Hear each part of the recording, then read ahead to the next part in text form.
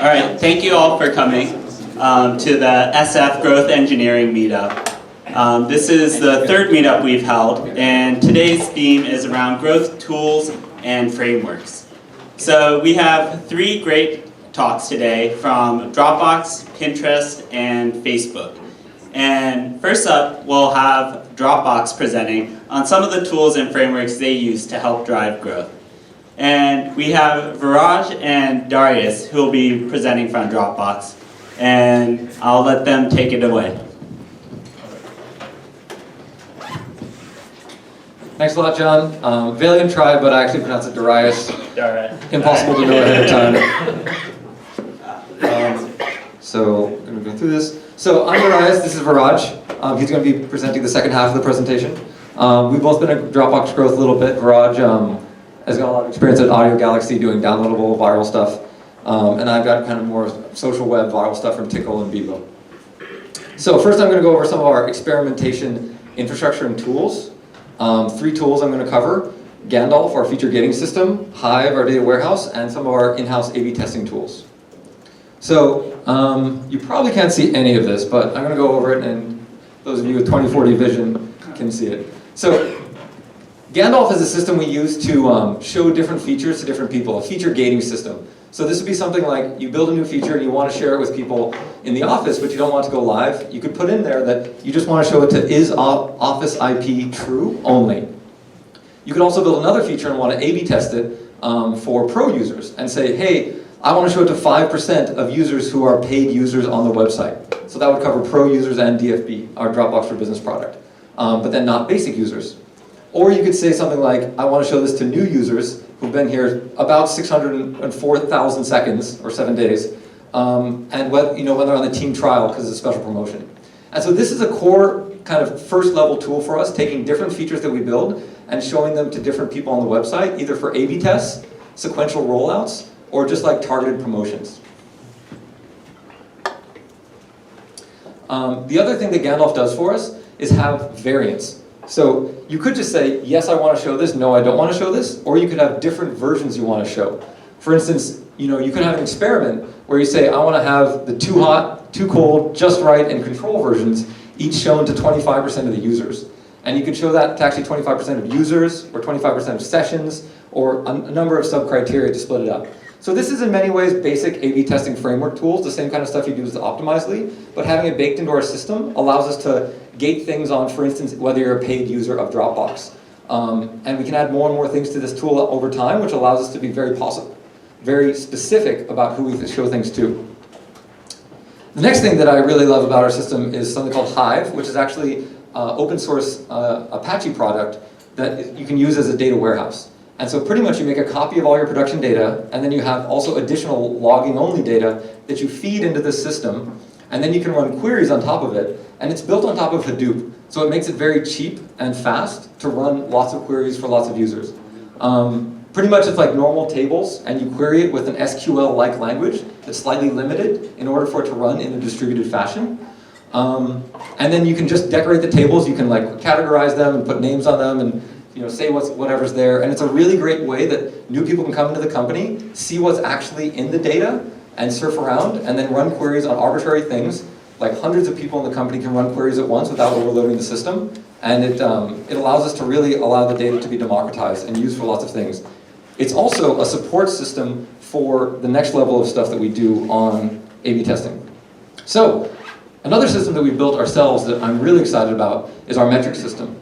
Whenever you run an A/B test, you're looking to change some metric, and often a set of metrics, and usually once you get to a higher level, you're trying to not change other metrics, or at least not negatively impact other metrics.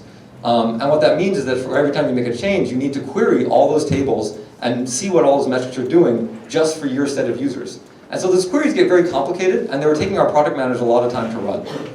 So we built a system where you can actually add a metric, which is simply saying like this user for this table, and then arbitrarily associate that metric with A/B tests. So for instance, here's a metric, % of users clicking import context. So that just tells you, like, for a given A/B test that has 100 users in it, how many of those users actually clicked on that link. And these metrics are summed up pretty much in amount of time since exposure to the A/B test. So if you expose a bunch of people on Monday, you can either see what they did on Monday or what they did for that entire following week. And that would be a different metric because it's got a different time span. Anyways, so we have a whole bunch of metrics, I don't know, 200, 300 at this point, lined up. And the great thing is that you can just make your rule in Gandalf, who should see it, make your variants in the code that need to connect to Gandalf to actually show different parts of your feature to people, and then just connect them up to a bunch of metrics, and then voila, you have an A/B testing page, which actually starts to look pretty attractive, to me at least. So here we have a very exciting porridge temperature experiment, and we're trying to test whether the porridge is better if it's too hot, too cold, previous the control, or whether it's just right. And so as you can see, we have our different metrics. We see how many people have happy tongues. Happy tongues are down for too hot porridge. And then you can see that the percent of users having a second bowl is down for too cold users. So that clearly didn't work, something's wrong there. And then we can see that just right is winning because it's all green. And so what I really like about this is that you can pretty much have a visceral response to this page. You can show it to anyone in the company and they're like, the green one's winning, right? And you can be like, yes, the green one's winning. But then you can also dive in further. This has actual exposures, number of people who've seen it, number of people who've taken the action. And it also colors things when they turn significant.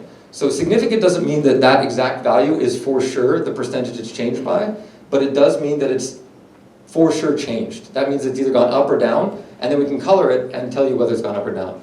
Anyways, so this helps us really keep track of our internal A/B tests. And make it really easy to run lots of experiments and be sure that we've changed the metrics we want and we haven't changed the ones that we don't want to change. So Viraj is going to talk about some of our other growth initiatives. Thanks, Viraj. I'm going to spend some time talking about stuff we built for our internal marketing team. It's a system called Prompt, and the goal is to enable our marketing and the business team to have targeted, delightful experiences for Dropbox users in the context of the product itself, versus email or notification type stuff. It's fully self-serve, so you don't need engineers to come and mess with code. A marketing person or a product manager can independently administer these. They can see what the user is going to see, so it's pretty real time. It's integrated with all the stuff Viraj spoke about, so as soon as they launch this, they can immediately start getting analytics. They can control who sees it. Integrated with internationalization support. All sorts of logging so we can actually see how it's performing. And then the one thing that Dropbox really cares about is we don't want to spam our users. We want to be growthy, but then we also don't want to we want to do right by the users. And so all the usability considerations are encoded within the tool itself. So marketing can go crazy, but the user impact will be limited, and we'll filter and rate limit and all the things we care about will be taken care of. So it's a pretty good separation. So what do we use this for?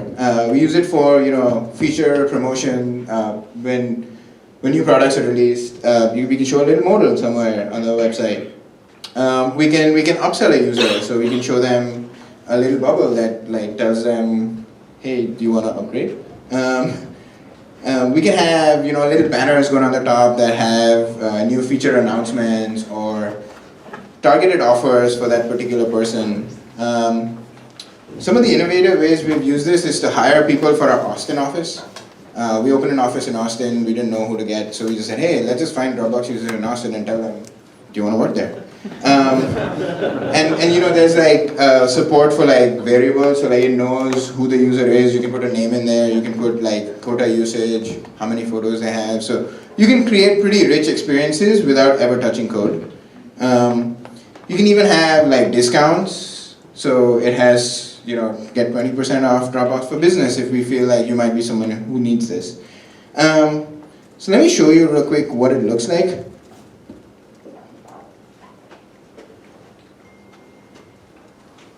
So here's what the page looks like when you're trying to create one of these. So you give it a name, and then let's say we just release watermelons or something. There's a joke behind this, but anyways, this. I can pick a campaign type which sort of defines, and if it encodes all the rules around not annoying users or filtering and rate limiting. I can pick the type of users I want to show this to, basic users, pro users, users who are active on the desktop client. There's a whole bunch of categories. This hooks directly into Hive that Viraj spoke about.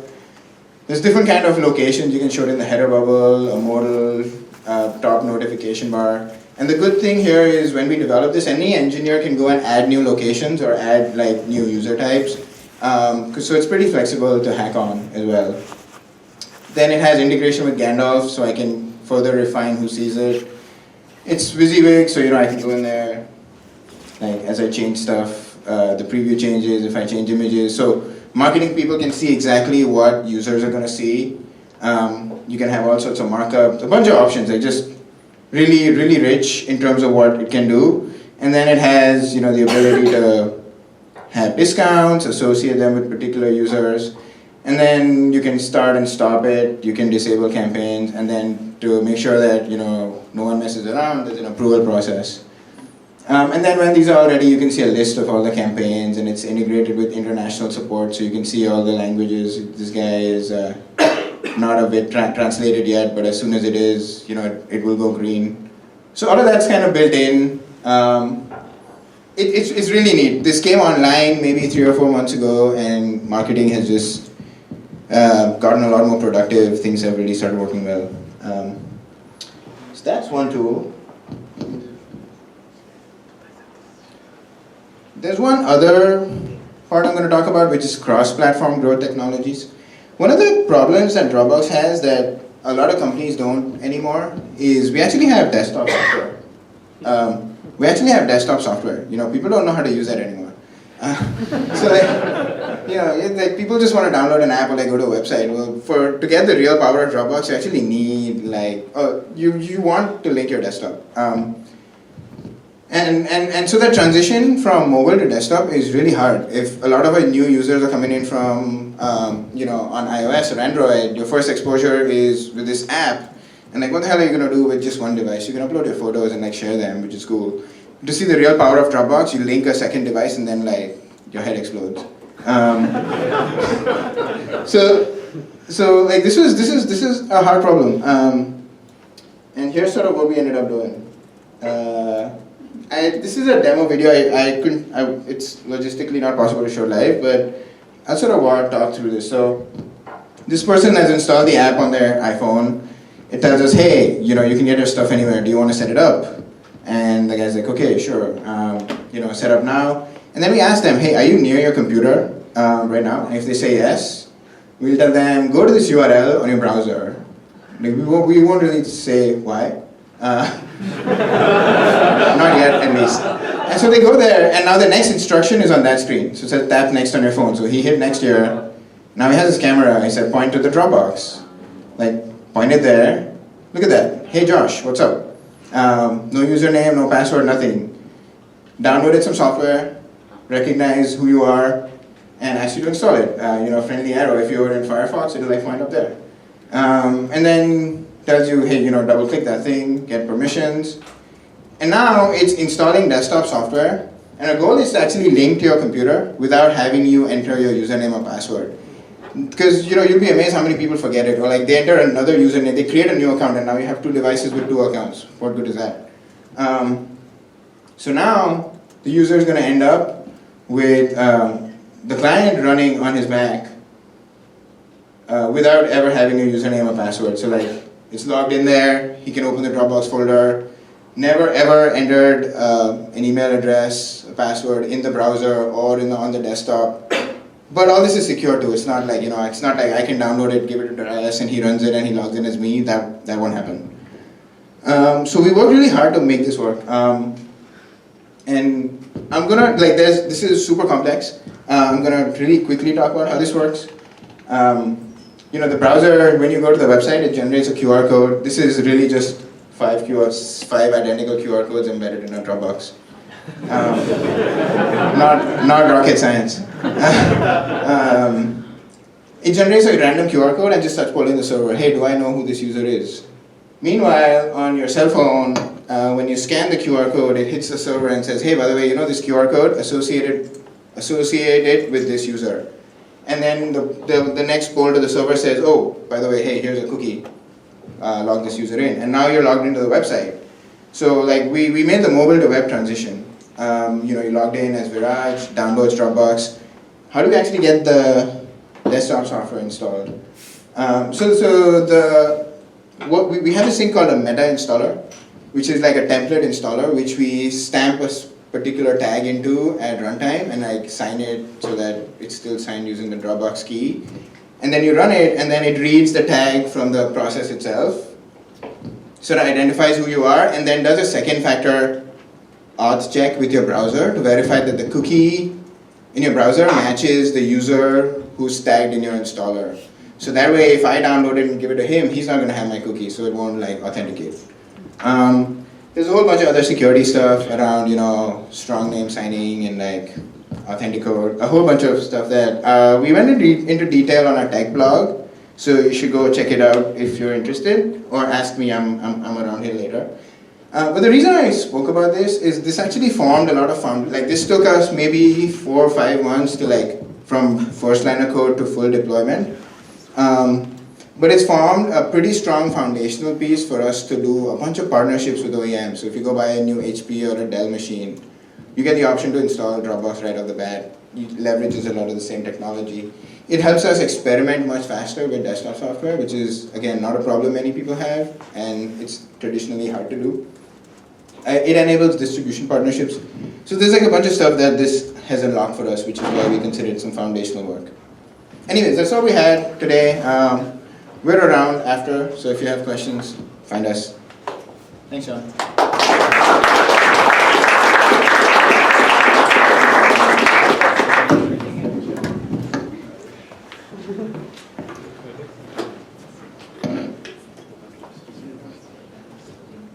So one thing we always like to do at these events is get a sense of who's here. So what I'm going to do is I'm going to ask a few questions to poll the audience, and if that applies to you, raise your hand. So first, raise your hand if you're an entrepreneur. All right, now raise your hand if you're an engineer. And raise your hand if you're a product manager. Okay, cool. Now we'll have a couple more questions. Raise your hand if you work at a company with 10 or fewer people. How about 100 or fewer? All right, over 100. Looks like we have a good mix in the audience. So I'll be presenting the next talk. I'm a software engineer here at Pinterest. And the next talk is about a framework we built called CopyTune. Now, everybody knows that copy testing can be extremely powerful.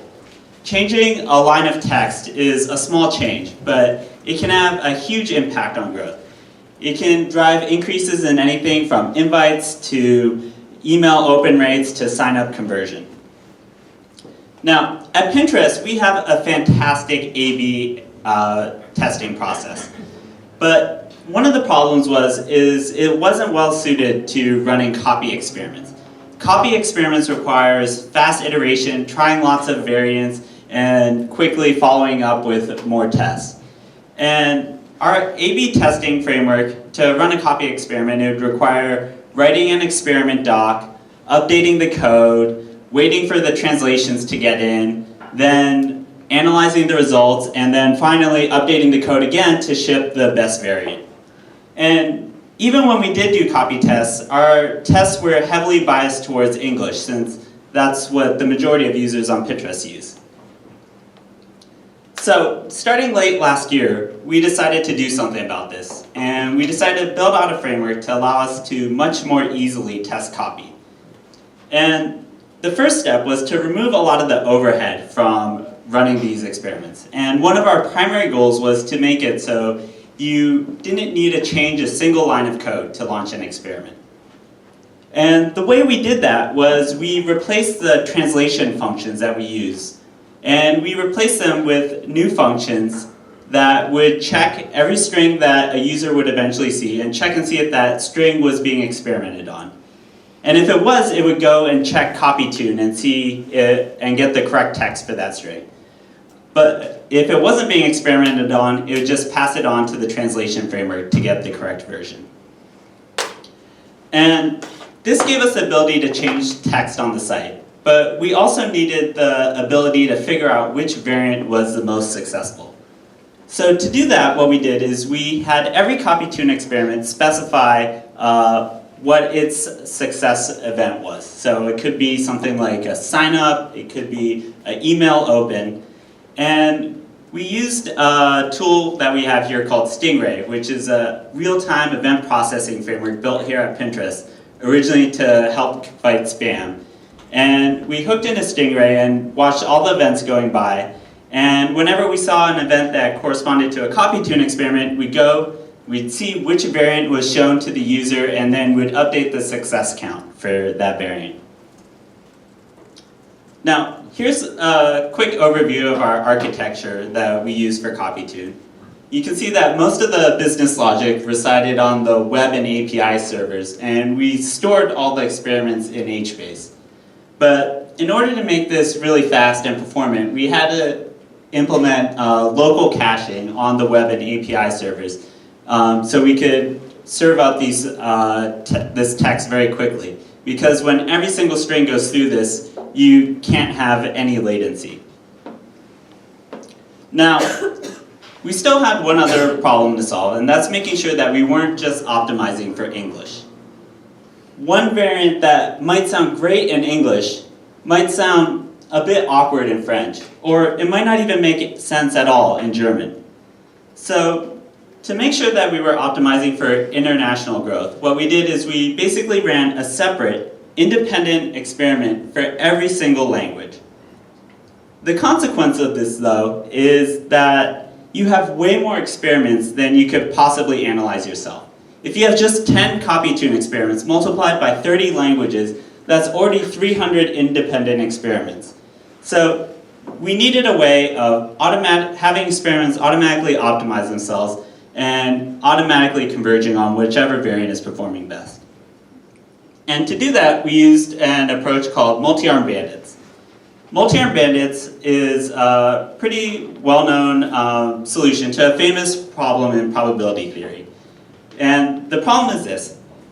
If you're given a set of slot machines, each with a different unknown payout probability, and your goal is to maximize your earnings, how do you figure out which machines you should be using? And the solution at a high level is to basically estimate the payout probability of each machine with each subsequent pool, and then focus on the machines that look to be performing the best. Now, to give you a little taste of what setting up an experiment in CopyTune looks like and running an experiment, here's what the dashboard to set up an experiment is. It's pretty simple. You start off by just putting in the text that you want to override, and then you put in a couple variants, hit submit, and it'll go live on the site within a matter of minutes. Then to analyze the results, we have a dashboard that shows for each language which variant is currently performing best in that language and what the percentage gain over control is. If you want to dig a little deeper, you can click into a particular experiment and get an overview of how that experiment's been performing over the past 30 days. You can see which variants have been shown, how a variant is performing, and see the error bars on each particular variant. The CopyTune framework has been a huge step forward in allowing us to experiment with copy and optimize text on the website. But we learned a few things along the way. One of the first things we learned is the importance of performance. So originally we were going to memcache a lot in order to serve up the text. And by using local caching on our web and API servers, we were able to cut the latency by over 40x. The second big learning we had was the importance of delaying the multi-arm bandit framework from converging too quickly. In our original implementation, when you would launch an experiment, it would converge within just a few hours. And so what it ended up doing was picking whichever version performed best on Tuesday mornings, which could be heavily biased towards maybe morning people or people in the US. So what we found was that it was important to make sure you widen your sample and get enough samples from enough different times of day, enough different days of the week in order to get accurate results. And then the final thing we learned was the importance of auditing your data pipeline. So To do that, we have two ways of auditing the results in CopyTune. One is that we log every single time we show a piece of text or we reward a particular variant, and we can use that to just audit the numbers that are reported in CopyTune. The second way is we also built out the ability to launch an A/B experiment and with just a push of a button. And so you can run an A/B experiment and see if the results reported from that A/B experiment match the results reported by CopyTune. So finally, CopyTune can be applied to more than just copy testing. The multi-arm bandit framework is a generic framework that can be used to, for instance, to control images users see on a sign-up wall, or show related interests on our interest pages, or pick what interests to show users in our first use experience. And since multi-arm bandits are so powerful, we're planning on open sourcing our implementation of the multi-arm bandit framework at some point in the near future. So that's it from me, but I wanted to invite up Julie to talk next about our SEO experimentation framework.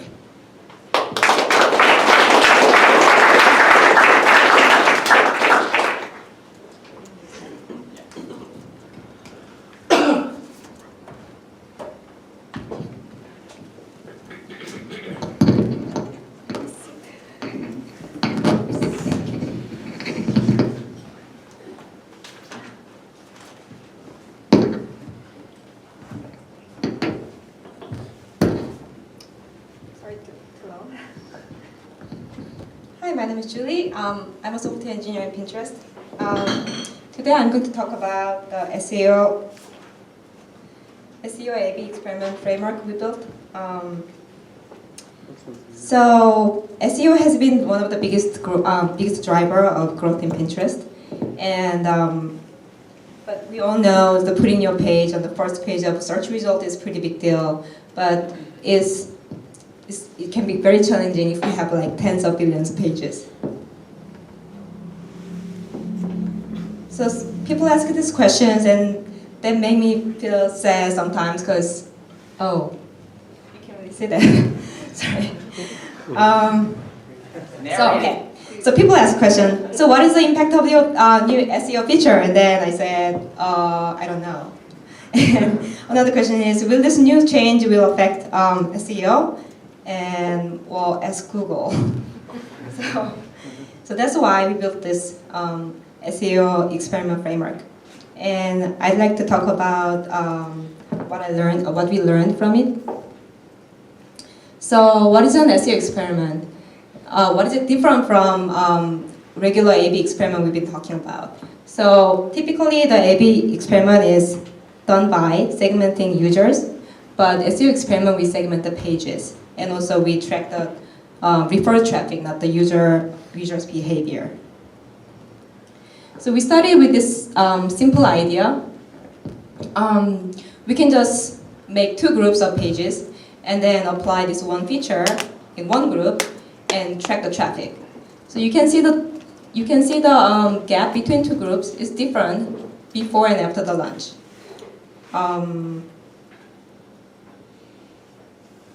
So let's break down a little bit. So SEO experiment framework is composed of three components. One is configuration that has experiment names, group names and ranges and metadata and such.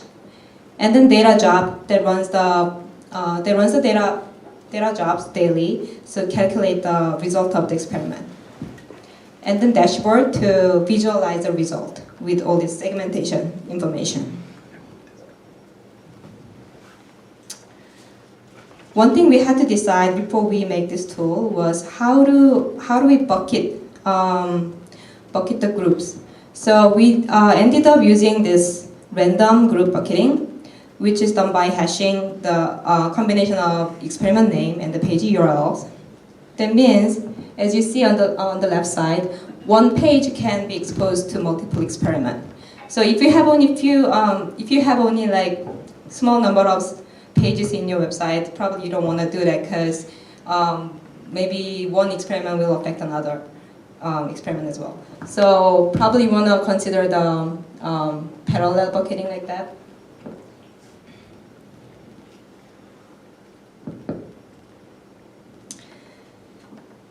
So once your experiment is running,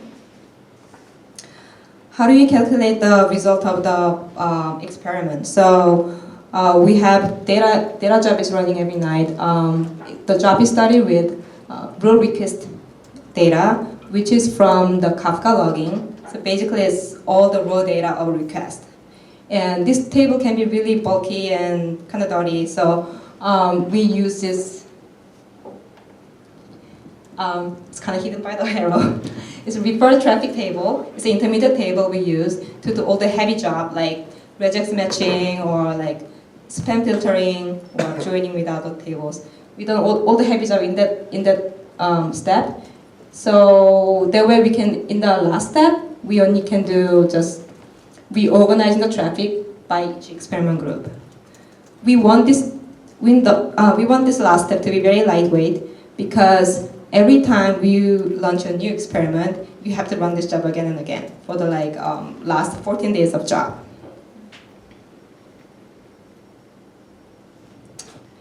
So once the job is done, you can plot this with a dashboard. So this graph is pretty simple to understand, intuitive.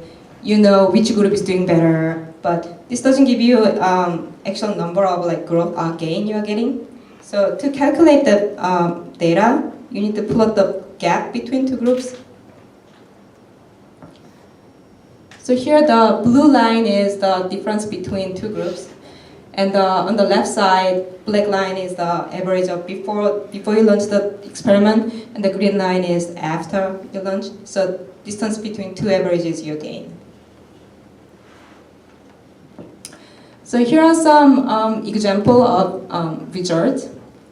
So the first one is every growth engineer's favorite. It's like a hockey stick growth. Yeah, so ship it. And the second one gave me like 2 heart attack. So as soon as we launched the experiment, there was a big dip, but it recovers pretty quickly and ended up with a very glorious gain. And the third one and fourth one is these experiments are not really run for the SEO feature. These are more like a auto feature, like maybe UI change or web change, but they wanted to verify that if that affects the SEO. And then if that ends up with the number 4 result, that's fine, but sometimes the number 3 disaster happens, but it's still a lot better than not running experiment. So there are still, that's pretty much, but there are still more we can improve here. So currently we don't have any triggering mechanism in this experiment framework. So the result is a little diluted. So if you can trigger the experiment only when the page is crawled, then we can have more accurate data. And also we started to focus more on the quality of the traffic, not just the quantity. So we try to integrate more other metrics like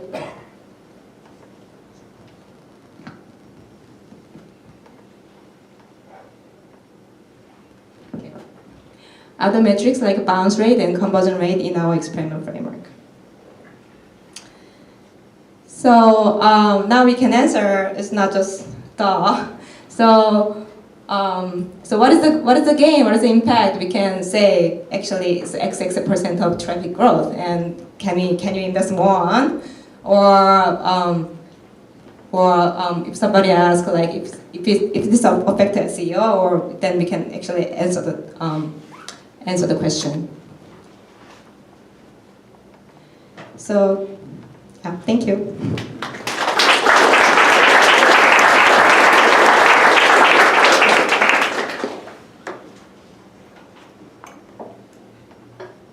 All right. So our next speaker is a director of product management at Facebook. And he spent his first 3 years there on Facebook's growth team. And now he is running Facebook's local and entities team. Please give a warm welcome to Rand.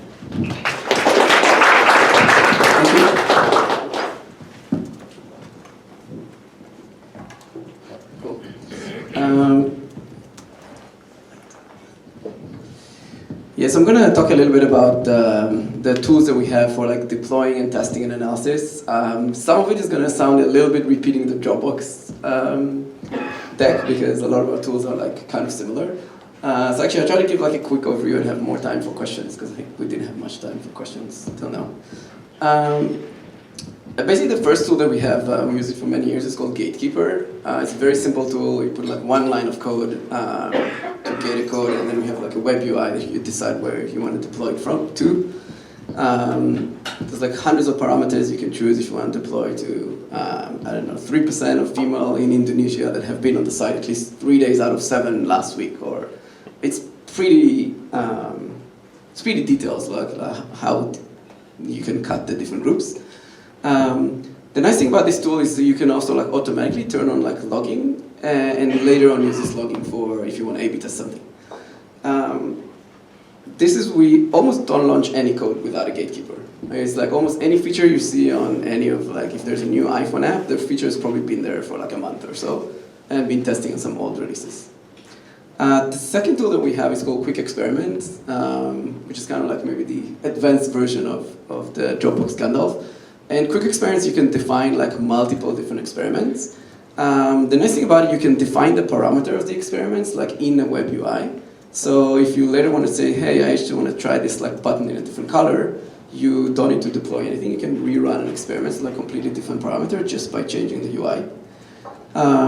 You can also gate every experiment with a gatekeeper, so you can combine those two tools together and get the exposure, logging, detail for like the gatekeeper and the quick experiment.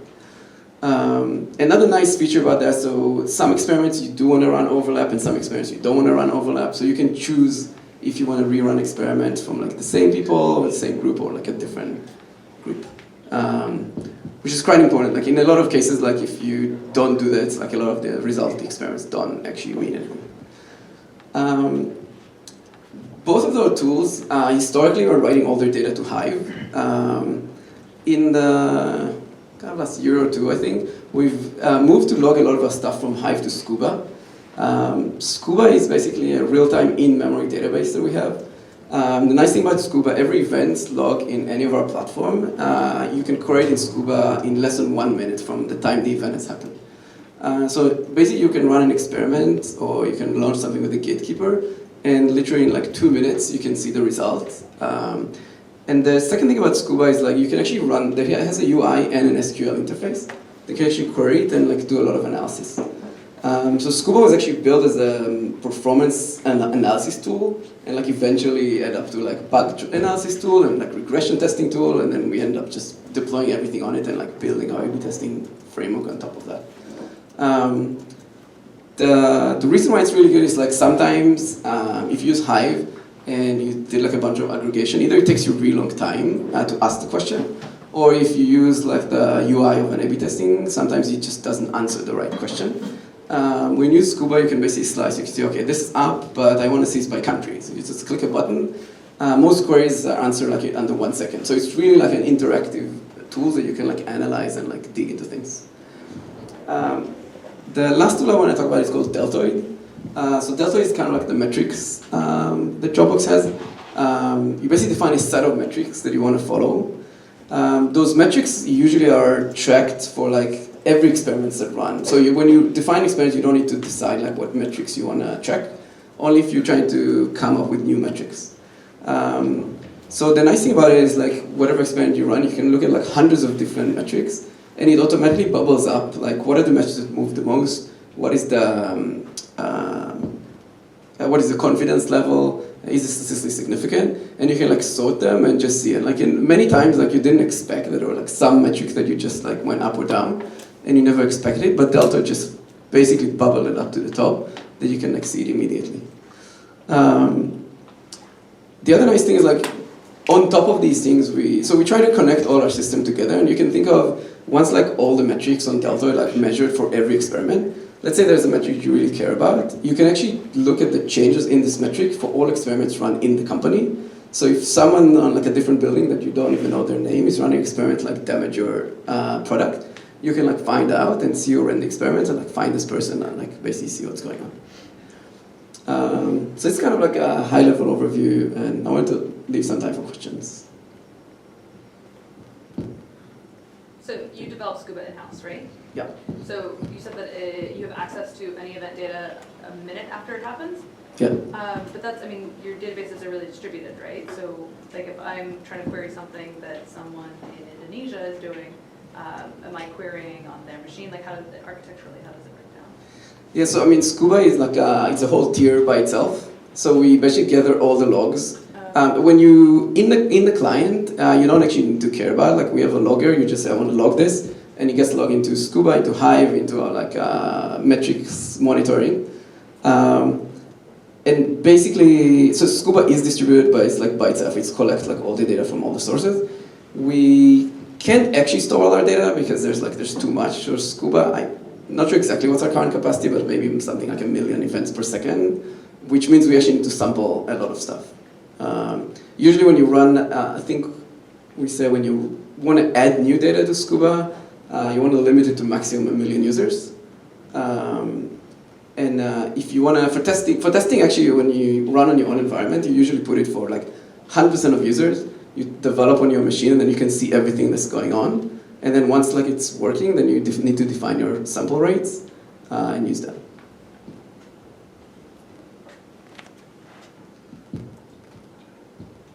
If you have like just metrics bubbling up that are changing, which sounds like you are, sometimes if it's like a metric that's pretty rare, there might just be like random noise that's generating that. So as like the user of that tool, how do you evaluate whether like this is something that's really important or this is just like kind of random crap that's just happening because tons of random shit happens on Facebook every day, and to ignore it? Like how do you evaluate that? Yeah, so for every metric, you also see how many people within the experiments were like affecting the metric. So oftentimes like we'll launch something and the test and the control group are maybe 1 million users each. But like this metric is on a flow that only affected like whatever 1,000 of these users. And then probably we wouldn't care about it. And I think the other thing is like the magnitude of the confidence level. So, and even if the metric is like 5x, if it's like very small, you'll see the confidence levels are like spread like very wide, and we'll probably ignore that as well. But it's hard. I mean, it's not like bulletproof. Definitely some of our experiments like cause damage here and there. Right.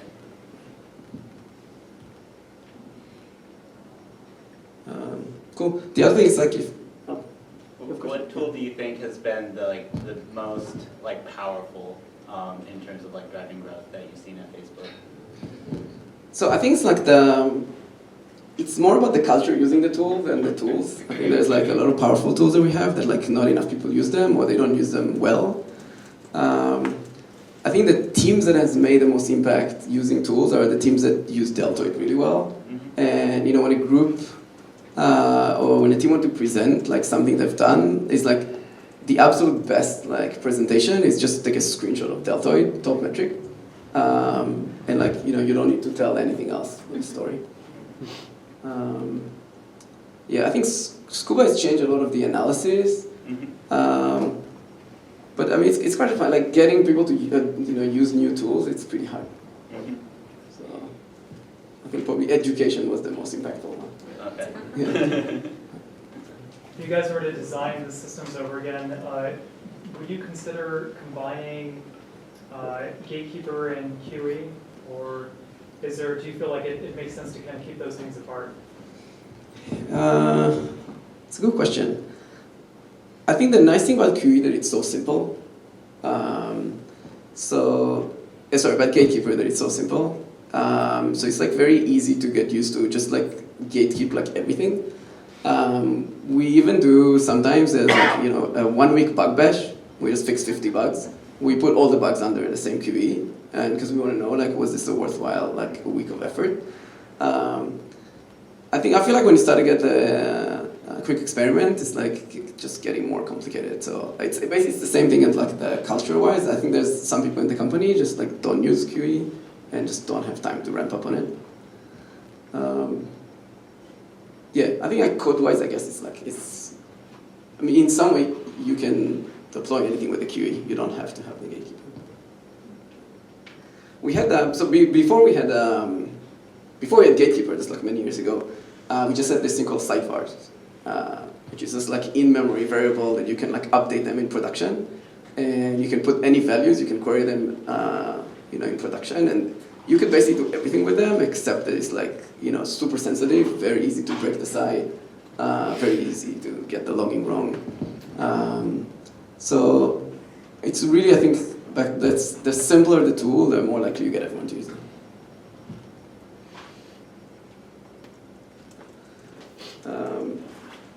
Any last questions?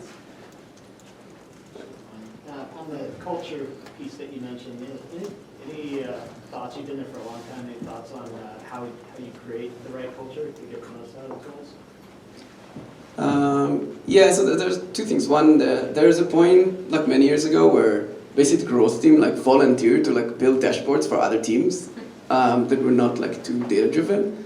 And there was a point when you send a manager like a report that says like something's broken, and they go to their team and basically asking for what's going on, and the team doesn't know what's going on. So this is like the one way to get the team to just be more data driven. Another thing that works like really well is just like people moving teams around the company.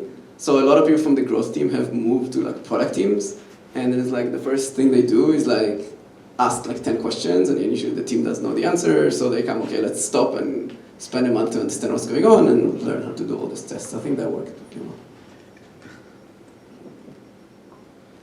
Yeah, I have a question.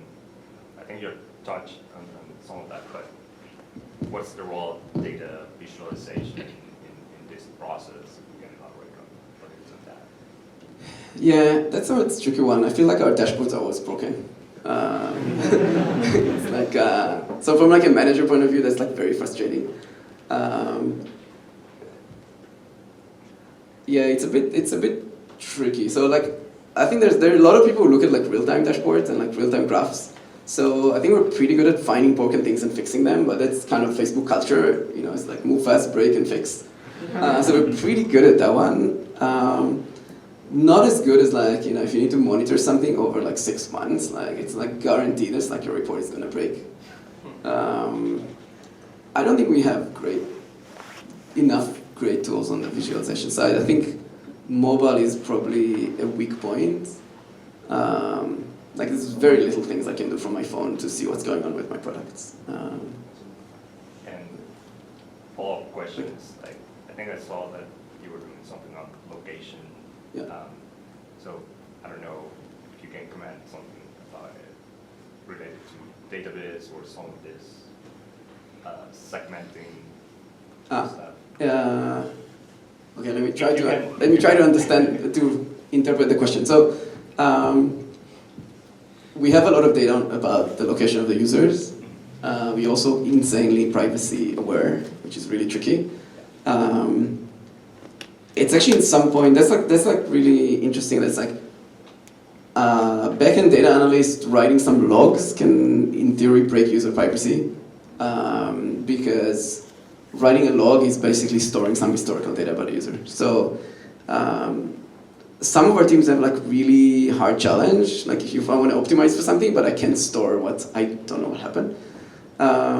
So we have different things. So one is we anonymize things like very quickly. So there's some anonymization happen like immediately, and some happen like 30 minutes, and some happen 3 days. Like very, very little thing. Very few things are stored more than 3 days. It's basically almost everything stored 3 days is things you expect. You posted something, you did an action that obviously needs to be stored.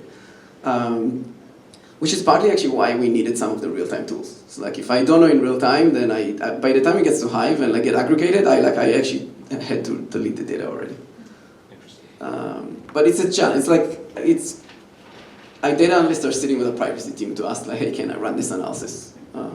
Which is not easy.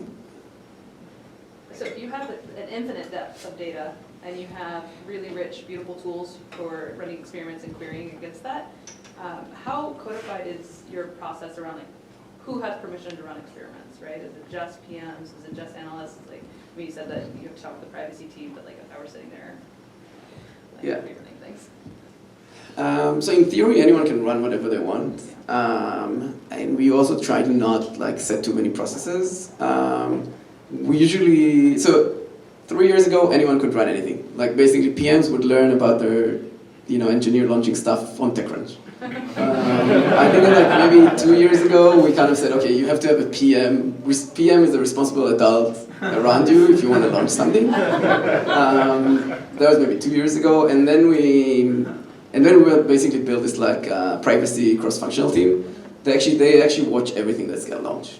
So I mean, it's not like that strict, but send them an email. They have a launch calendar. So I'm going to run this like experiments.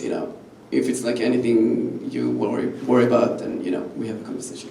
But if someone wants to rerun an experiment and change a button color, right, or they want to just do that on your team, like. Yeah, so it's the same. It's like the PM needs to be the responsible one. If I want to change a button, I'm probably not going to ask anyone. If I want to do something, I don't know, let's say location related, and I'm 100% sure it's okay, I would probably still like message the privacy team and say, hey, I'm going to run this experiment.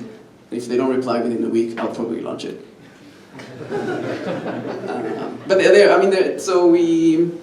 our privacy team actually work with the product team. So it's not like a separate team. The privacy XFN are not the legal guys. They are like the product privacy guys that helps you work with the legal guys to make sure what you're doing is okay.